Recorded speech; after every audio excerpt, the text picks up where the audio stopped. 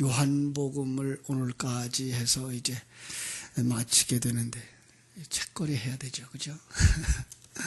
오늘 요한복음의 목적이 뭐라 그랬죠? 요한복음을 왜 기록했다? 성경을 왜 기록한다?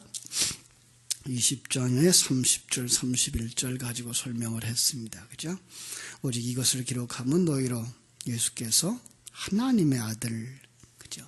하나님의 아들 그리스도인 것을 믿게 하려 함이고 또 너희로 믿고 그 이름을 힘입어서 생명을 얻게 하려는 것이다. 이 내용을 설명하기 위해서 요한복음은 앞에 1장 1절부터 2장 11절까지 말씀을 가지고 7일 동안이라고 하는 창세기의 7일과 연결시켜서 이렇게 창조할 거다라는 얘기를 해주었고, 그 다음에 이제 2장부터 나오는 7개 표적을 통해서 그 모든 표적은 뭘 설명했다? 예수가 그리스도인 것, 그리고 너희들이 그걸 통해서 구원받게 하는 것. 이것은 마지막 이제 12장부터 여기까지 오늘 21장까지 내용을 통해서 마지막 7일간의 사역, 그래서 앞에 7, 표적 7, 마지막 7일 이렇게 해서 3개의 7자를 통해 가지고 요한복음을 기록한 것이었죠. 그렇습니다. 그 안에 당신이, 그죠? 하나님의 은혜를 입은 자임을 알게 하려고.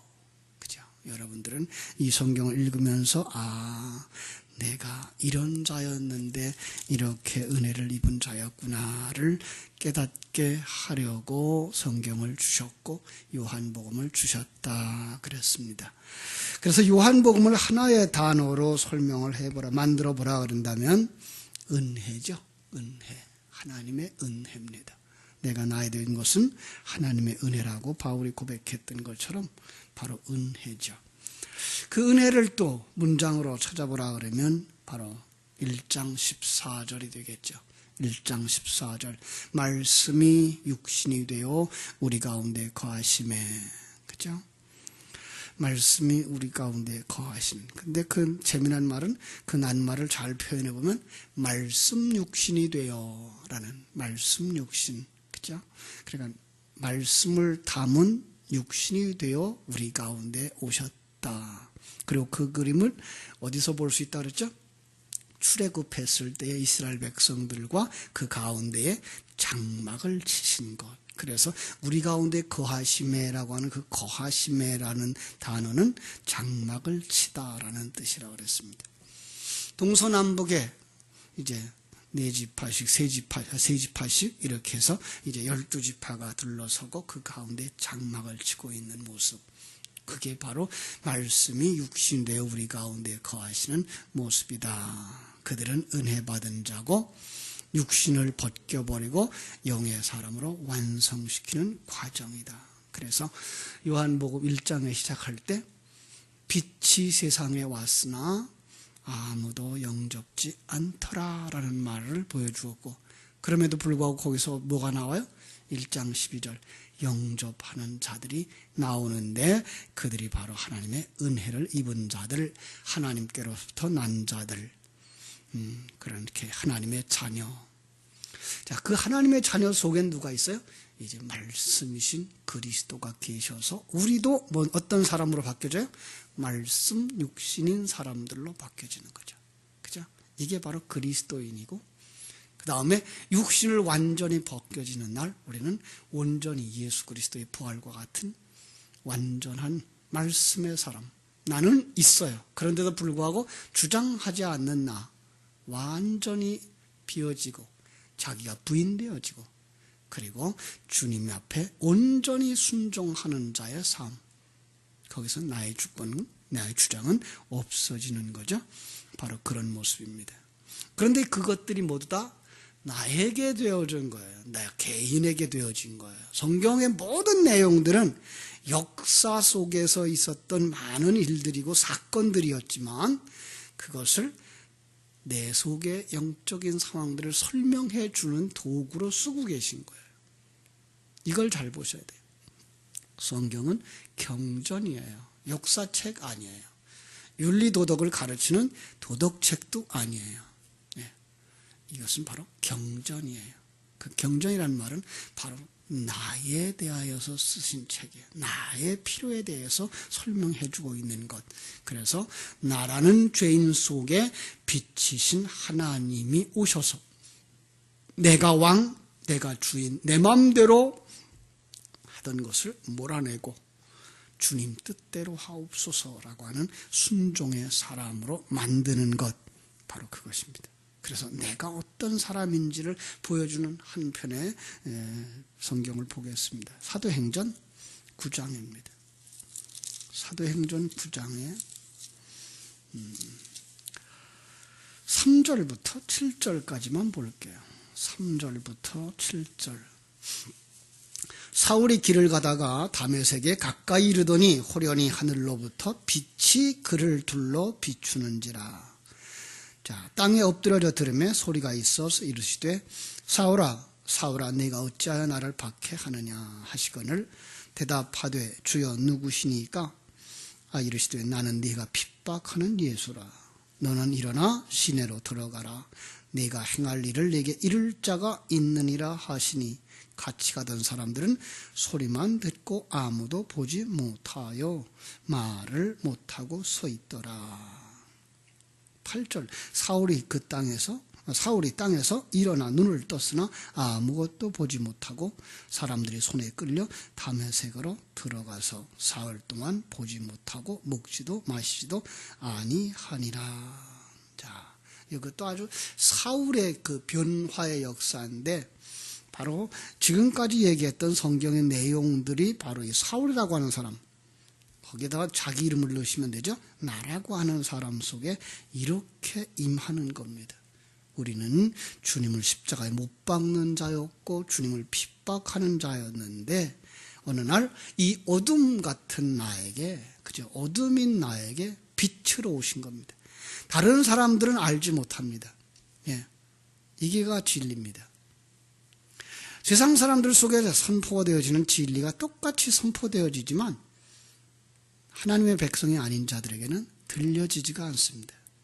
하나님의 백성들에게는 들리게 되어 있습니다. 그래서 자기 이름을 부릅니다. 자기 이름을 부르는 소리가 들렸다. 그건 뭐죠? 하나님의 나팔 소리가 들렸다죠. 복음이 들렸답니다. 복음이 그의 심령 속에서 터져 올라온 겁니다. 언제부터 들었습니까? 스데반의 순교 때, 스데반의 설교를 통해서 그는 깊은 진리를 다시금 봤습니다. 아주 구약성경에 능한 자였는데 자기는 구약성경을 쭉 한마디로 예수 그리스도로 연결해서 열어주는 스데반의 선교를 듣는 순간 그의 마음속에 변화가 일어나기 시작했고, 그리고 그게 때가 되자 빛으로 그 안에 임하시는 겁니다. 그리고 그를 넘어뜨렸습니다. 다른 사람들은 그 빛을 보지 못했습니다.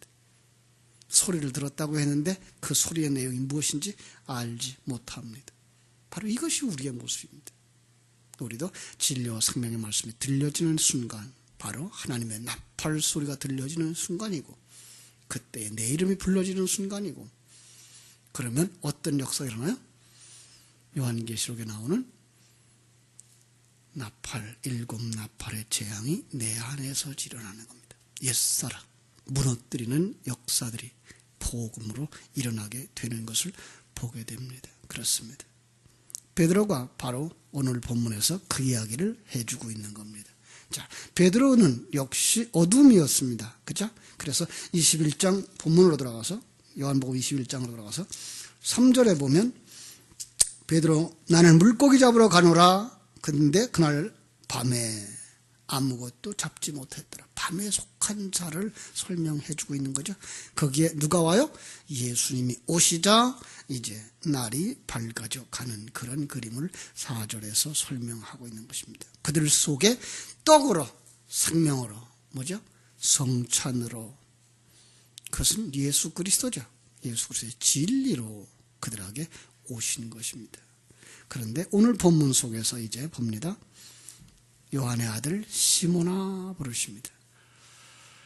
요한은 예수님이 베드로를 부를 때에 요한복음 1장부터 누구라고 부르는가 하면 베드로라고 불렀습니다. 계속해서 베드로라고 불렀습니다. 그런데 여기 와서 다시금 시몬의 아들 이래요.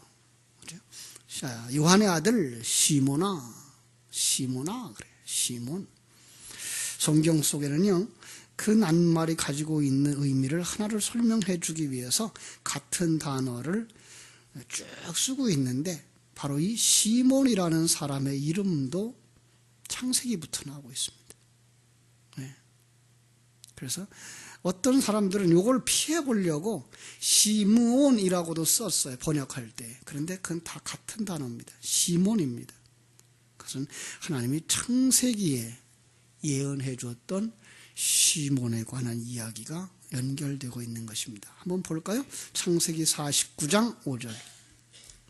창세기 49장 5절에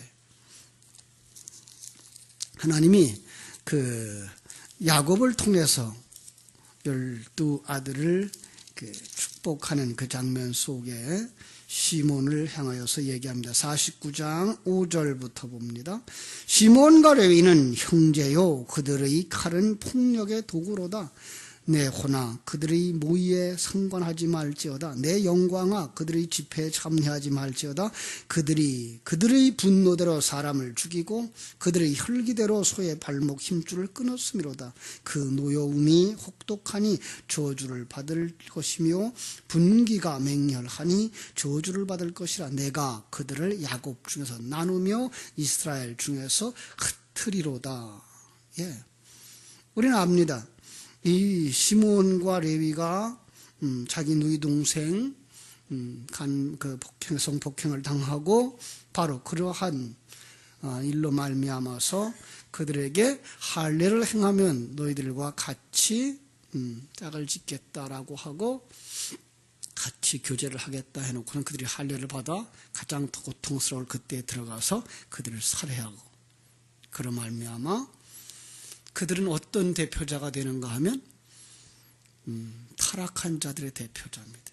자기 목적을 성취하기 위해서 무슨 짓이든지 할 수 있는 죄인의 대표로 나오고, 그들은 흩어진다, 망한다는 거죠. 그 목자를 침해 흩어진다는 말을 또 이 마태복음 26장에서 하신 것처럼 흩어지는 것입니다. 그래서 목자가 베이는 것입니다. 그들은 목자를 배반하고 하나님을 떠나는 자로 그려지는 것입니다. 결국은 그들은 뭐 한다고요? 죽임을 당할 것입니다. 그런데 놀랍게도 이 시몬은 누구로 말미암아 견디는가 하면 유다 지파로 말미암아 견딥니다. 여호수아 19장 1절에 보면 분깃을 받을 때에 시몬에게는 분깃을 흩어주는데 어디에서 얻는가 하면 유다 지파 속에서 얻습니다. 결국은 그들은 분깃이 없습니다. 그런데 유다 지파 안에서 얻는 그림을 그려주는 것입니다. 여기 유다는 창세기 49장 8절로 12절에 예언되어진 유다의 자손 예수 그리스도를 상징하는 것입니다. 잘 연결해 보세요. 그래서 시몬은 뭘 상징하고 있다고요? 흩어져 죽어야 할 죄인. 그런데 유다 지파의 분깃을 받아서 살아나는 그 그림입니다. 시몬. 예. 여기서 예수님은 지금 유다 지파의 상징으로 나타나고 있고, 시몬은 시몬 지파의 상징으로 지금 이렇게 딱 서 있는 것입니다. 베드로에게 뭐라고 말하는 거예요? 시몬아, 너는 내 분깃을 받아서 살아나는 거야. 예. 성경은 이렇게 연결해 가고 있는 것을 보게 됩니다. 똑같은 그림 한 군데 볼까요? 누가복음 2장입니다. 누가복음 2장에 가보면 예수님이 태어났을 때에 이제 난지 8일 만에 성전에 올라갔더니 그때 누가 그를 마중하고 누가 그를 받아서 축복하는지 한번 보시죠. 누가복음 2장 52절을 볼게요. 25절.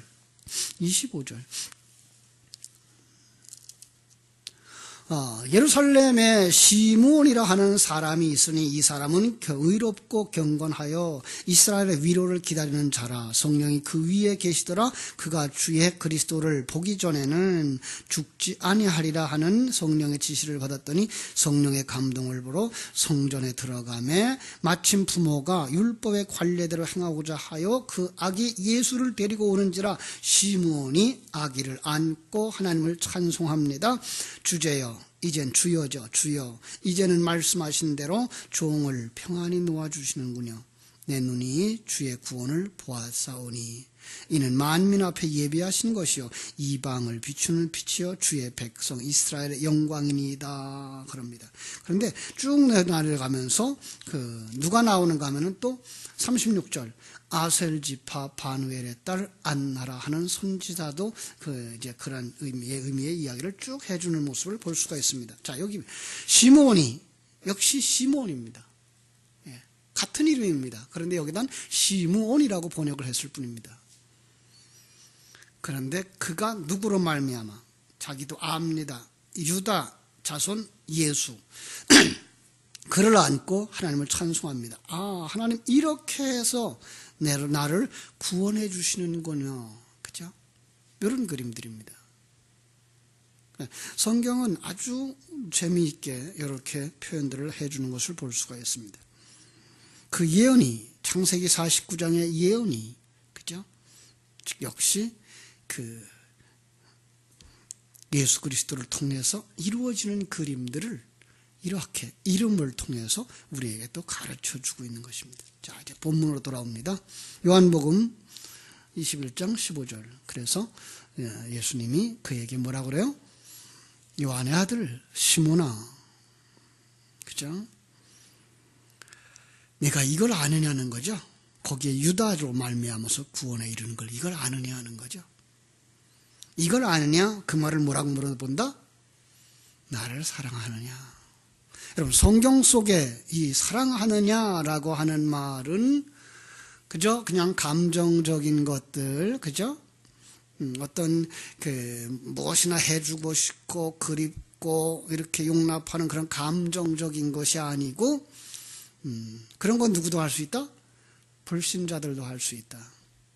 그죠? 그런데 누구만 하나님을 사랑해요?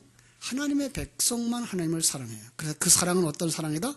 하나님의 존재에 대해서 인식하고 그분이 얼마나 크신 분인 줄 알고 그분이 창조하시고 섭리하시고 경륜해 가시는 하나님, 그분이 내 인생을 이 땅에 태어나게도 하시고 이렇게 인생을 살게도 하시고 그리고 완성시키면 천국으로 데려가실 그 전능자라고 하는 사실을 깨달아 알 때 그걸 갖다가 하나님을 사랑하는 자라고 인정해 주는 것입니다. 그렇습니다. 제가 늘 얘기하죠. 우리는 하나님을 사랑할 수 있는 존재인가요? 아니요. 하나님을 곁에 있는 보이는 사람도 사랑하지 못하는데 보이지 않는 하나님을 어떻게 사랑합니까? 우리는 하나님을 사랑한다라고 말하지만 그건 사랑하는 것이 아닙니다. 그래서 하나님이 자기를 계시해 주는 것만큼 우리가 하나님을 알 때 하나님은 그것이 나를 사랑하는 거라고 말했고 그것을 말미암아 내가 구원받는다는 사실을 아는 자가 곁에 있는 자들에게 하나님은 이루신 분이야. 하나님의 계획은 이런 거야. 하나님이 너를 이렇게 사랑하신단다. 내가 하나님 안에 있으면 구원받는단다라고 가르쳐 주어서 그가 그것을 받아들이게 될 때 당신은 이웃을 사랑하는 자라고 말하는 거죠. 그래서 가장 큰 사랑은 그에게 뭘 주어서 먹게 하거나 따뜻하게 해주는 그런 것 정도가 아니라 그의 영혼이 구원받아 천국에 가는 그런 그림인 것을 우리는 알 수가 있습니다. 그렇죠? 자, 우리는 그런 면에서 이제 하나님을 사랑하는 자 되어졌습니다. 예, 하나님을 알게 됐습니다. 그분이 얼마나 크신 분인지, 그분이 우리를 얼마나 사랑하시는지, 우리에게 하나님의 그 사랑을 심어주시기 위해서 수천 년의 역사를 사용하시고 수백 광년, 수천 광년의 우주를 사용하셔서 내 안에다가 하나님은 이렇게 크신 분인데 이렇게 큰 계획을 가지고 너를 사랑한단다 라고 가르쳐 주셔. 예. 누구에게만? 하나님의 백성들에게만. 예. 하나님의 백성이 우리 속에 계시해 주셨다는 말은 우리 속에 뚫고 들어오셔서 우리 속에 생명이 되셨고, 예. 우리의 눈을 열어주셨고 우리의 귀를 열어주신 자 되셨기 때문에, 그래서 사랑은 어디서부터 한 거예요? 내가 하나님을 사랑한 것이 아니요 하나님이 너를 사랑한 거예요. 예. 하나님 우리에게 먼저 계시해 주신 거예요. 하나님이 먼저 우리를 사랑하셔서 오신 거예요. 그 하나님을 알도록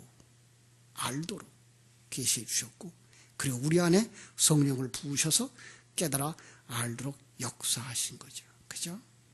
그것을 묻는 거예요. 내가 진리를 담고 온, 내가 담고 온 그 진리를 아느냐? 그게 뭐라고요?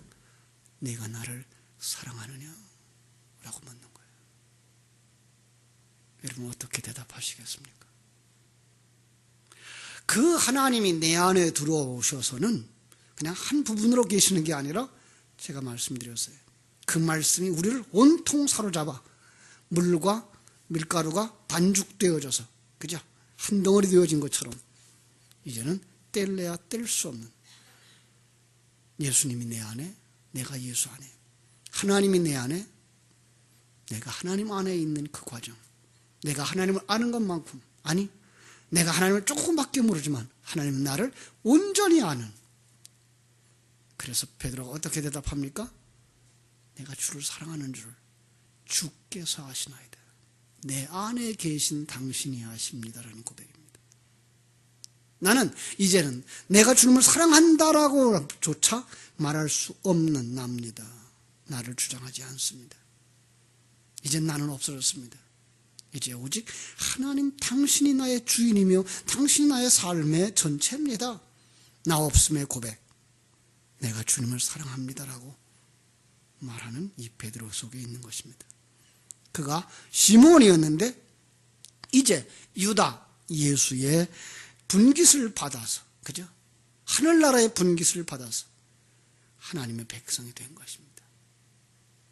그런데 왜 3번씩이나 물어봤죠? 그건 바로 3번을 부인했고, 예. 네가 3번 부인했으니까 난 4번, 3번 확인할 거야가 아니라, 3번이라고 하는 뜻은 뭐라고요? 할 수 있는 만큼, 아니요, 더 정확하게 말하면 당신의 일생토록. 예. 그래서 이거는 창조의 엿새를 말한다면 3일로 보시면 되죠. 그죠? 우리는 뭐 할 수밖에 없는 인생이다? 내 일생토록 옛사람은 뭐 한다? 주님을 모른다고 부인하고 주님을 팔아먹으려고 하는 가룟 유다와 같은 자다. 그런데 주님은 내 안에 들어오셔서 계속해서 뭘 요구하셔요? 내가 나를 사랑하느냐? 라고, 내가 나를 아느냐? 라고 확인하고 또 확인하고 또 확인하고. 그렇습니다. 옛사람은 여전히 주님을 부인하고 내가 주인이 되려고 하는 것, 그게 베드로의 부인입니다. 그런데 내 안에 들어오신 진리의 말씀, 생명의 말씀은 내 안에서 계속해서 묻습니다. 내가 나를 사랑하느냐? 그때의 속사람, 새 사람은 어떻게 말한다고요? 그렇습니다. 내가 주를 사랑하는 줄 주께서 아십니다. 그렇게 되씹고 진리를 되씹는 동안 옛사람은 점점 후패하고, 그죠? 점점 벗겨져 나가고, 새 사람은 점점 자라나서 마지막에 우리는 옛사람을 완전히 벗어버리고 영의 영역으로 쏙 들어가게 될 때, 바로 그것이 죽음의 문턱을 넘어가는 날일지도 모릅니다. 그렇습니다. 우리는 이 세상을 살아가는 마지막 날까지 내가 살아있습니다. 옛사람이 살아있습니다. 그걸 갖다 바울은 뭐라 그럽니까? 사망의 몸이라고 말하고 있습니다. 죽은 몸입니다. 이미 생명은 끊어졌는데 아직도 그 속성을 가지고 우리를 넘어지게 만들고 그리고 쓰러지게 만드는 우리 앞에 옛사람, 옛 속성들로 남아있는 것입니다. 바울은 한탄스러웠습니다. 내가 이렇게 말씀을 안다고 말했는데, 이렇게 말씀을 전한다고 했는데 아직도 남아있는 이 사람, 속사람, 아니 사망의 몸, 옛사람. 그래서 그는 탄식하죠. 누가 이 사망의 몸에서 나를 건져내려. 인간의 모습을 보고 세상의 모습을 보고 자기 모습을 보면 전혀 가능성이 없어 보입니다. 그런데 그는 찬송합니다. 왜요? 내 안에서 이 일을 시작하시는 이가 하나님이심에 하나님을 찬송할지어다. 그렇습니다. 바로 그 예수 그리스도의 은혜가 내 안에서 나를 완성시켜 가시는 줄로 믿습니다. 그 다른 그림이 18절에 나옵니다. 내가 진실로 내게 이르노니 네가 젊어서는 스스로 띠띠고 원하는 곳으로 다녔거니와 늙어서는 네 팔을 벌리리니 남이 내게 띠띠우고 원하지 아니하는 곳으로 데려가리라. 젊어서는 이라는 말로 옛사람의 모습을 이야기합니다. 스스로 띠띠고 원하는 곳으로 다녔다. 스스로 결심하고 스스로 원하는 대로 달리려고 했다. 그런데 이제 네가 하나님의 사람이 되고 나니까 뭐합니까? 내가 팔 벌리는 건 무슨 뜻입니까? 두 손 들어서 항복한 모습입니다. 우리는 이제 하나님 앞에 항복한 자들입니다. 항복하면 누가 띠띠어요? 성령이 오셔서 우리의 띠를 띠우고. 그래서 에베소 6장에서는 무슨 띠죠? 진리의 허리띠리요. 그죠? 진리가 허리띠를 띠고 진리가 우리 옛사람이 원하지 아니하는 곳으로 우리를 끌고 가는 겁니다.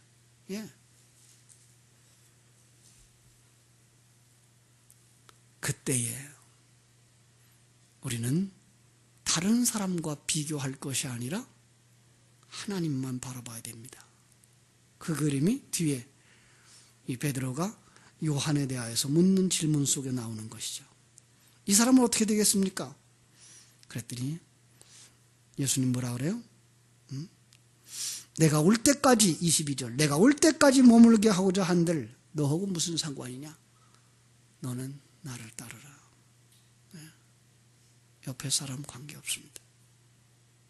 하나님의 사람들은 난 저 사람보다는 좀 낫지라는 비교를 하지 않습니다. 하나님 앞에서 자기가 죄인 된 것과 하나님 앞에서 자기의 부족한 것만 보게 되어 있습니다. 주께서 여러분들을 온전히 만들어서 성령이 여러분의 주인 되어져서 여러분을 끌고 가는 그동안 물론 쉽지 않습니다. 옛사람 안 넘어지려고 합니다. 안 내려오려고 합니다. 그래서 그 싸움이 요한계시록 6장부터 18장까지의 전쟁이라고 그랬습니다. 7인, 7나팔, 7대접. 마침내 요한계시록의 21장, 22장에 나오는 새 하늘과 새 땅으로 누가 만드십니까? 진리와 성령의 만드실 것입니다. 그날을 바라보며 줄기차게 달려가는 여러분 되시기를 바랍니다. 다음 주간에는 제가 한 주간 쉬기 때문에 다음 주간에는 이제 우리 남국 목사님이 새벽 예배를 해 주실 것이고요. 8월 11일부터는 요한계시록을 하려고 합니다. 그래서 먼저 요한계시록 전체를 한번 읽어보시고 그 속에서 하나하나 풀어서 요한계시록 역시 복음서다라고 하는 각도에서 여러분들이 같이 말씀을 나눴으면 좋겠습니다. 기도하겠습니다. 하나님 우리 아버지, 하나님의 크신 사랑을 감사합니다. 그동안 요한복음을 통해서 하나님이 얼마나 우리를 사랑하시는지, 얼마나 큰 은혜로 우리에게 다가오셨는지, 그리고 어떤 모습으로 우리 속에서 일하고 계신지를 여러 가지 여러 모양으로 가르쳐 주시고 보여주셔서 우리가 오늘까지 하나님의 은혜 속에 성장하고 성숙하고 있음을 발견하게 해주신 것 감사드립니다. 그러나 여전히 우리 속에 남아있는 옛사람의 모습들, 그 옛사람을 무너뜨리기 위해서 내 안에 오신 성령님께서 진리를 가지고 싸우시는 모습을 우리가 요한계시록을 통해서 보기 원합니다. 더 정확하게 말씀을 볼 수 있게 해주시고, 아니 그 속에서 더 큰 하나님의 은혜를 볼 수 있게 해주시고, 그래서 하나님을 찬송할 수 있게 해주시고, 신앙생활의 모든 과정 속에서 감사가 넘치는 삶을 살 수 있게 해주시옵소서. 모든 것을 합력하여 선을 이루시는 하나님을 볼 수 있는 하나님, 신령한 눈을 우리 모두에게 열어 주시옵소서. 주께서 은혜로 채워주시기를 간절히 소원합니다. 오늘도 시간 분분 초초마다 하나님의 진리의 말씀이 생각나게 해주시고, 하나님이 나와 함께 하심이 느껴지며 하나님이 나를 만들어가고 계신 사실을 깨달아 알아서 감사하고 기뻐하며 살아갈 수 있는 하루가 되게 해주옵소서. 무더운 날씨 속에서, 무더위 속에서 때로는 짜증도 나고 힘들기도 하지만, 그러나 이 무더위를 통해서 곡식이 여물어가고 자라난다는 사실을 또 한 번 깨달고, 이런 모든 것들이 어떤 면에서 하나님의 일을 이루시고 있는 것들이다라는 하나님의 역사를 볼 수 있는 눈들도 있게 하여 주시옵소서. 오늘 하루의 삶을 주님께 부탁드립니다. 거룩하신 예수님의 이름으로 기도하옵나이다. 아멘. 하늘의